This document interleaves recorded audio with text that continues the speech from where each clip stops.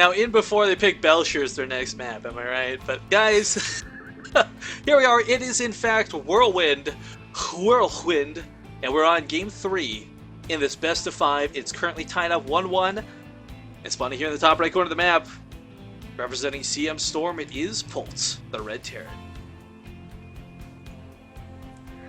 And his opponent having a good showing so far today. Can he take another match from Polt? It is Ai.Invasion's Revenge. And I see a ton of people joining us in chat. Guys, this is the ZOTAC Cup. This is Rifkin. I'm casting with Zeph, and you guys have made this broadcast so wonderful for us. Thank you for participating in chat. If you guys are watching the VOD of this on YouTube, I encourage you, 3 p.m. PST every Saturday, 5 a.m. PST every Sunday. We're here with ZOTACs back-to-back. Come join us in our chat. It's a lot of fun. And I see Rogue and a couple other people have joined us most recently. Hi, hello, big shoutouts and love, guys. Big shout out to Rogue. She's another one of my favorites. For all you Aussies tuning in and people that live nearby this sort of time zone, it is 8 a.m. Australian Eastern Standard Time that we kick this off every morning. So if you are up as an early riser, which I generally am not, but if you are awake, please tune in. It's always on Saturdays. You know what? I'm not casting at Rifkin, will be with someone else. I've come to the conclusion all Australians are lazy. Like, I know like that's not a stereotype, but it's the fact that every single one that I know doesn't wake up till like 2 p.m. in the afternoon. Like you, Baldy, Flamgun, none of you guys wake up early. No, it's terrible. We're all very, very lazy, and they have jobs too, I'm pretty sure. I mean, I don't have any commitments, so I have an excuse. I can just kind of laze around and do whatever. Now, I'm a little curious about this game. We have Polt going for a quick factory here. As stated before, he's not someone we really see go for mech ever. He might pump out some Hellions to go for the early game damage, but Revenge going for the CC pretty early. I mean, this is kind of one of those things that snowballs quickly, because Terran, more so than any other race, especially with the mules, your production multiplies very quickly. And if you get away with a CC this early very quickly, you're going to pull miles ahead of your opponent. Yeah, absolutely. I kind of really like how we don't know what to expect from these guys. I mean, one thing that I've liked about Revenge so far is that he seems to have a plan for every game. I mean, the first game was very decisive. I'm doing Hellbat drops.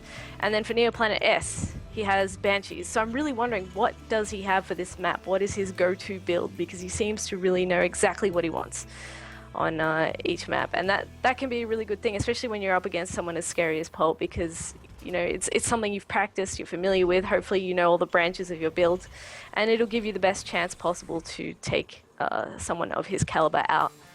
Now this kind of bums me out a little bit. I was sitting on the edge of my seat while you're talking, I was like, come on, Thor drop, because he did, the last time I saw Polt play Whirlwind, he did in fact Thor drop, but this time, he's gonna pay Revenge back. He's like, you know what, let me show you how to do Cloaked Banshees.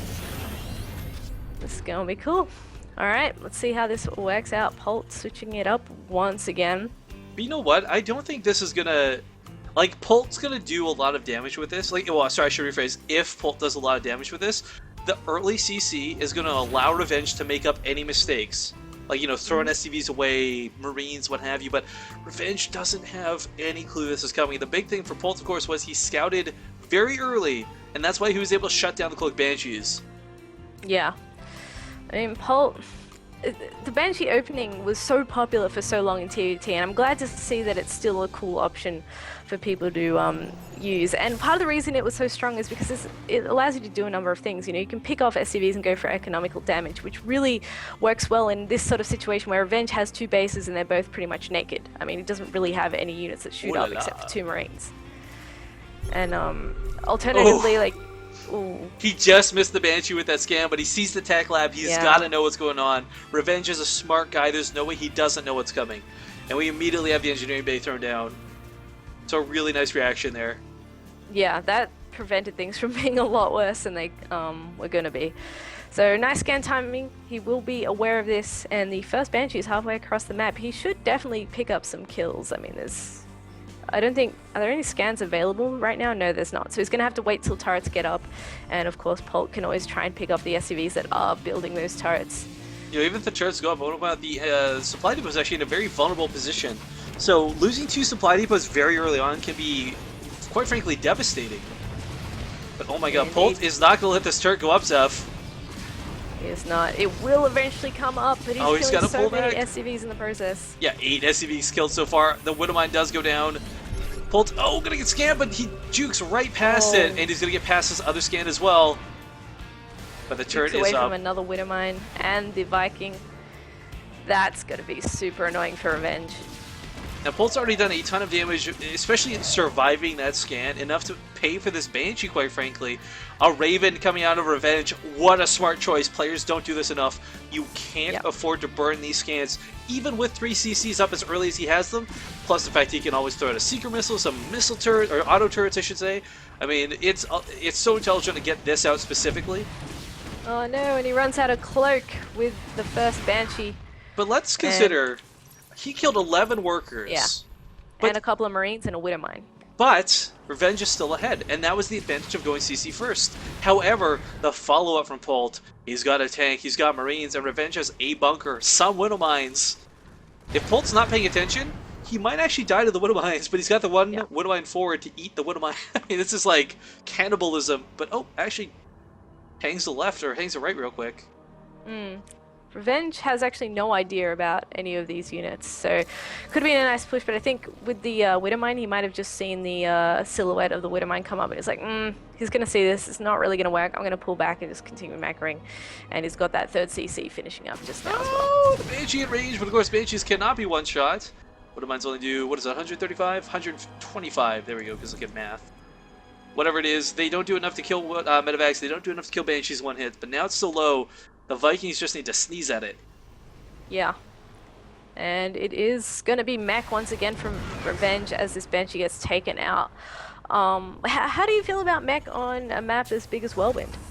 There's a lot of pros and cons with mech. The biggest pro is the fact that it's so strong once it gets to that out-of-control snowball phase. But getting to that part is difficult, because Polt going bio will always remax his army infinitely times faster than his opponent. And Polt's someone who likes dropping a lot. He's gonna have no problem throwing away Marines and drops to trade out like tech labs or take off the odd tank here or there. Yeah, it's gonna be interesting. I mean, you know, actually, one thing I can guarantee you, Zeph, there's gonna be a lot of command centers on this map. Yeah. Because this is TVT. Ooh, steps up for Hopefully fresh mule with that Widowmine. Not too bad. Yeah, nice catch there, and of course that also helps him scout out the timing of that third base, but unfortunately that Widowmine will get taken out, even with an auto turret. Very nice. I think he didn't know whether it was on cooldown or not. Yeah, I think the interesting thing for me on this map is that obviously Bio is very mobile. This Banshee's not long for this world. Bio is very mobile, and this is a huge map. Like, how does Revenge move out against this? I mean, especially once Polt perhaps gets his drops rolling and whatnot. It could get really tough, but of course, Revenge obviously very, very comfortable with this mech style. This is what you want to do, though. I mean, like, a 3-base mech player is basically a 2-base bio player because of the problem with gas intake. It takes so much to produce Thors, tanks, or whatever. Hellbats, of course, you know, no contest kind of free it. They're really strong. I mean, they worked really well that first game, but I feel a lot of that relied on the damage he did in the early game, and I don't think he'll catch Polt off guard the same way when Polt's in this much, I guess, control compared to, say, game 1. Oh, is perhaps going to bait that Widowmine shot? Yep. I really like Polt's map awareness. He's like, he never gets caught out by those Widowmines. And I just wanted to say something here. We do have someone in chat asking who's Revenge. We give these guys introductions at the start of games, but of course, a lot of European players are not known to the North American scene, and vice versa. Revenge, of course, being from Alien Invasion. Again, I think he is Korean nationality-wise, but being on Alien Invasion, it's a really good European team. We've seen some really good players in the past. One of the most notable ones in Wings of Liberty, in my eyes, was Real for a long time. So, just being on Alien Invasion should say, like, this is a guy worth, like, he's not a nobody. This isn't someone who just appeared in ZOTAC and it's like, oh, this lucky ladder noob is beating Polt or something, you know? Yeah, I did actually do a quick Google of him, but I couldn't find too much about Revenge. Only the Alien Invasion page, but I did find out that he moved to Germany to train in the house, the team house that they have. So he's obviously taking it very seriously. Alright, well, Revenge, Zeph, oh dear. And I mean, it really shows his practice. I mean, is that me? Oh, just for a second. Hopefully it won't happen again. If it does... No! Dude! You've been fine. So don't stress about it, man. It happens. Sometimes lag. You're in Australia. Whatever. It's not a big deal. As long as I give it to you. Your lag spikes have been coming at times where it's not important. Like there's no intense micro battles or anything like that. I'm worried about like the moment that Polt stims into a siege line and then I lag and it's gonna end terribly. So if I keep lagging, I will actually drop guys because I don't want to back the game. Yeah, you can always go off the stream in a worst case scenario. Have no fear, guys. We'll be fine. But Vikings, again, this Raven being alive as long as it has been, I love that he got this out early. And now with 200 energy, okay, Secret Missiles can be stimmed away from. You can boost away with Metabags. But the big thing is they can hit tanks. And while tanks don't exactly die, I think it takes 3 Secret Missiles if someone could confirm the math on that for me. It's still a lot of free damage. It's the same concept that Fungal used to be. But uh-oh, Zeph, double Hellbats coming in here. The main just had a range of that tower. Yeah, the main just had the reinforcement waves pump out. Polt's gonna have nothing here to defend this for a moment or two. Just the missile turret. The Hellbats don't care about no missile turrets, and they're gonna roast as many SCVs as possible. There's another one in the third doing a similar deal. But Polt. I mean, it's so silly to consider, but that's what you do. You just walk away from the Hellbats. Like, it's that dumb Xbox joke. 360 degrees and walked away. I mean, that's how you shut Hellbats down. They're slow, they do a ton of damage, but of course, without the Medivacs, they can't boost on top of the SCVs. Yeah, but look at this huge force that's coming out for Revenge. That's so many tanks. That's 18 tanks to the 9 of Polt. Polt is going to have to engage this very, very carefully. He doesn't have Vikings either is the problem. He would love to drop these Marauders right on top of the tanks, but he just can't. Of course, in this third, he's on a timer to deal with this now because Revenge is going to get a really sick positioning here, and he's got more and more just rallied across the map. He's absolutely going for it. He's maxed out. He's ready to go. You know, these Vikings, I've talked a big game about, we haven't seen it so far this game, but this is the Viking war I was talking about. You can have a lot of command centers start spamming scans of Polt coming in from behind, gonna catch some of these tanks on siege, but it's just a little bit too much. He's got to back off. And he wants to start even trading. Like, that's the goal here for Polt. Revenge, he wants to contain. Hell, he wants to push in and win the game. If Polt can just start even trading, though, like I said, he reinforces much quicker than Revenge ever will going mech. And Zeph, probably best if you leave at this point. Awkward. Alright, well, I think we've lost Zeph at this point. It's a little bit sad to say. I'll try calling her back later, but guys, we're on the midst. Again, good guy Zeph, lagging out when it's not that important. If she had lagged out, say, 5 seconds from now, GG.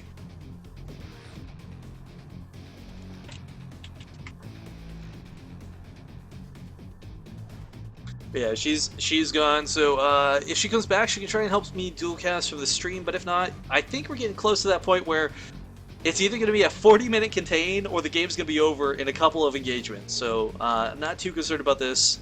Now, of course, there's going to be 4 games no matter what. I would love to see us go to Game 5, as most TVTs often do. More StarCraft, and gives more chance for Zeph to get back, but drop her. She's gone.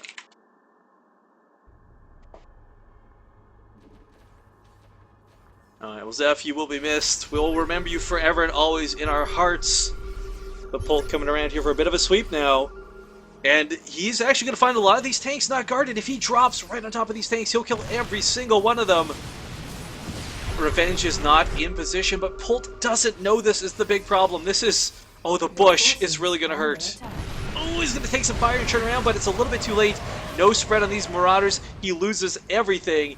And the third base is not looking too much better. He's got contingencies of units, right? He's got Thors on the field, and he's trying to cut reinforcements. This is a really smart ploy out of Polt. He knows he can't win this fight straight up, so it's kind of like medieval tactics. Like, if you're going to siege up, cut the reinforcements. If they can't continue to supply, you'll slowly chip away and whittle into a victory. But Revenge pulling back, regrouping entirely, leaving some tanks forward. Let's check the unit count, guys. This is 24 tanks on the field, if you can believe it. What the hell? That's a lot of freaking tanks. But as expected from a mech player, I guess. Checking the upgrades, of course. The mech upgrades definitely ahead of for Revenge, but Polt's got a lot of things he can utilize for this. And the problem is, he still doesn't have Vikings on the field. Now, that's not to say Polt's going to lose the game solely and entirely because of a lack of Vikings, but if he could somehow win this air dominance battle, suddenly he can start dropping on the tanks. He can push and do a lot of damage, but actually this Doom drop is setting up for something nice. It's a planetary, though, so it's kind of limited on what he can do, but he catches a lot of tanks unsieged in the middle of the map. Now, unfortunately, those Hellbats soaking so much of the damage, but we see Polt not giving a good gosh darn, just powering through it, takes out almost, well, actually, quite frankly, all the tanks here in the middle of the map. He's still got some to the north he has to worry about. But Polt breaking those siege lines, and that's what you need to do. This is what I was talking about, folks. These small little victories, that's what Polt starts reinforcing. And you gotta keep in mind, he's doing this without the full might of his army. He's got this big drop over here, ready and waiting to go.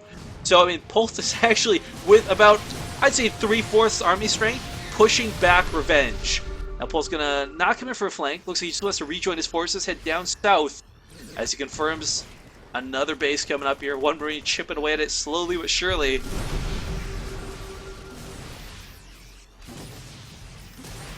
But however, those tanks at home were never cleaned up, and of course, Polt now has to lift command centers. His third base still hasn't really been reestablished. He's trying to get a fourth and fifth up, but he might just be able to push in and win. The siege tanks, oh my goodness, the tech labs, everything here on the front lines are definitely going to go down. Hellbat's going to try and flood over, but of course, Hellbats versus Concussive Shell Marauders, don't even talk to me about it. It does not matter. Tanks still going to continue to push forward.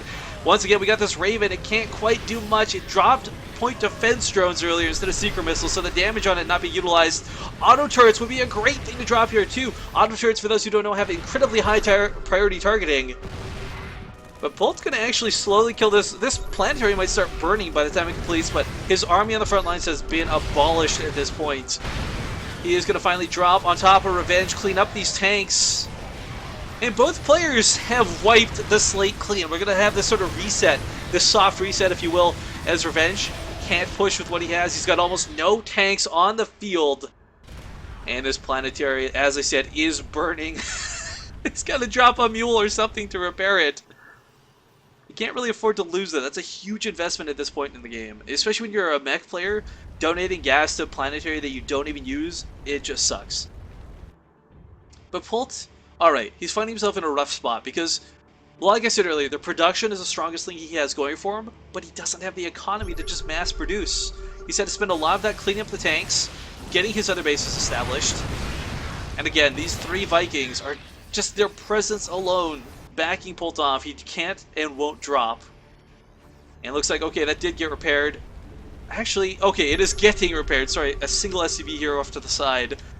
I was wondering what was happening there. It didn't look like it initially. But a drop going to come down, try and finish this off, and it's a Thor, guys! Polt, oh, not going to go for the planetary. I think he, oh, maybe might go for the planetary. What is happening here? Going to go for the SCVs instead, outranging the planetary. One-shotting the SCVs very nicely. Now, I don't believe the Thor outranges the planetary. Oh, it does! With no upgrades, an unupgraded siege tank, or with no upgrades, siege tank, and I guess the Thor as well outranged the planetary. So that base does go down. But Polt might also lose an orbital of his own, and at this stage of the game, you want to keep your orbitals alive. You have to be able to start sacrificing SCVs because you've got like 9 orbitals to drop mules with. But another Thor drop! Wow, my god, actually going to do a ton more damage here again, shelling off so many SCVs. 21 freaking kills, going to kill off the missile turret, and guys, this is amazing. The single Thor doing so much damage behind enemy lines. Polt scrapping, fighting, taking every fight he can in the middle of the game, or in the middle of the field of this giant map, and this Thor is gonna, oh man, eventually kill the orbital. I can't believe how, you know what, I got giddy earlier. We didn't have a Thor drop rush, but we did get a Thor drop, not only in this series, but in this game, guys. So much love to Polt for doing crazy special tactics, but pushing forward here, Revenge does have a lot still for Thor to, or sorry, for Polt, not Thor, to contend with, and he's gonna push with his own force of tanks.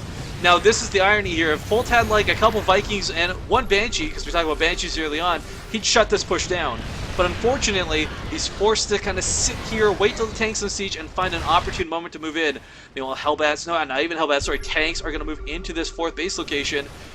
Polt is shutting down. He's going to pick off, he picked off an orbital. He's going to get 2 more on the way out. He's doing a ton of economic damage to his opponent because these geysers, who cares about the mineral lines? He lost these geysers. Now Planetary is going to try and be repaired. SCVs, there's a lot of them actually. A little too many repairing. But Revenge is doing a ton of damage. I can't believe this. Polt with no production going on right now, actually. A little worried for him. Let's check the tech upgrades since we don't have a lot to look at. Polt powering through here. He's got so much going for him with the tech aspect, but he's just finding himself struggling and struggling against these tanks again and again and again. And this planetary is going to go down sooner or later. Almost 100 workers killed between 2 players at this point. But okay, here's the stim. Polt wants to break out of his own base. The tank spread here is really nice out of Revenge, but the Marauders are just a little too good. Marauders, of course, the anti-tank units coming up north. Now Polt going to clean up his 4th base as well. That planetary is still standing, but both players effectively on 3 bases. I shouldn't even say effectively because the main mined out, the natural mining out for both players. This is such a low econ situation. We see their supplies down here. We're not going to see these guys anywhere close to 200 for a long time. And I'm going to take a moment here to see actually if Zeph's back online. Since we got a bit of a lull. Polt actually going to push here with a significant army advantage. Oh no, she's still not here yet. Sad. Sad, sad, sad. But Polt going to push in with such a big army. But look at the tank spread, guys. Revenge. He's not trying to win through brute force, but actual positioning and tactics are a really intelligent choice. Oh, but Polt, this is it, guys. This is the signature Polt move. It's a doom drop right into the main. And if he picks off every single tech lab here, that's it. That's game for Revenge. If he can cut out this production.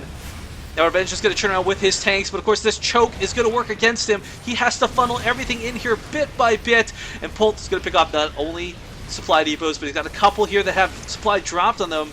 Going to pick off the factories as well. And the production of a mech player already rough as is. But you know what? There's a lot of Thors already on the field. And this is that choke I was talking about. Look at this, guys. He can't even, let me get a better view, can't even funnel in here. And Polt, oh, doing so much damage, but he can't get out until those turrets are down. And he's got to be careful when he gets that too, because of course these Thors, that damage versus clumped medevacs, gets the hell out of dodge. Takes down another command center while this is going on too. Guys, Pulse with the drops, bringing him back into this game by a large margin. Because the big thing he got out of that, not only supply, I mean, look how badly supply blocked Revenge is, but he got 1, 2, 3 factories, forced another to lift, no tech labs available, and this is so sick out of Polt. We see both players actually racing across the field. They're going to have to intercept at some point. Polt knows this is coming though, and these Thors with +3 upgrades are just going to demolish anything on the ground. Polt's got to win through numbers. He's got to mass out his opponent, but it's hard to do when there's tanks that are going to be sieged and just barraging your bio. Man, are you guys still up on my Xbox joke? Get over it already, damn. But okay, Revenge finding himself, that was like 20 minutes ago, Revenge finding himself in a bad position because he's suddenly been pincered by Polt, whether he knows it or not. And Polt is, oh man, he's got such a good position on this, but he can't just blindly engage. He's going to stim in. There we go, tanks now being picked off. Thor's still on the foreground, but the planetary fortress actually shelling away at the Hellbats. I think this is going to be it. That's the end of the army from Revenge. GG is called. Oh, I'm dying here, but that's great. Oh, what a good game out of Polt. Guys, you can talk about TVT all you want, but I love ZOTAC because of this. Now, this isn't it, of course. We've got at the very least one more game. And I'm going crazy as we try and get Zeph back online.